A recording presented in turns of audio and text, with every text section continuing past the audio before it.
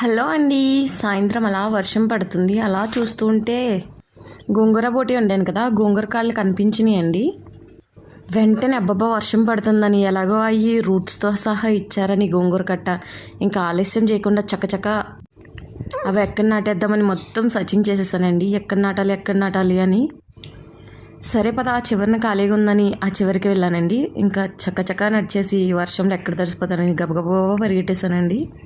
అయ్యో వెళ్ళేదాకుండి కొడవలు మర్చిపోయాను. మళ్ళీ గబగబా వచ్చి కొడవలు పట్టుకుని వెళ్ళానండి.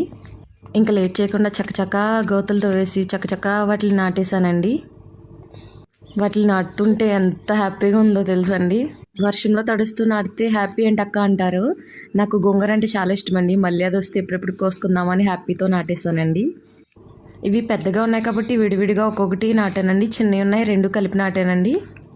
ఎందుకు అంత ఫాస్ట్గా నాటేస్తున్నానంటే మా బాబు పడుకున్నాడండి, ఎక్కడైతే లేచిపోతాడని కంగారు వచ్చేస్తుంది. ఫాస్ట్గా నాటేశానండి అన్నిని.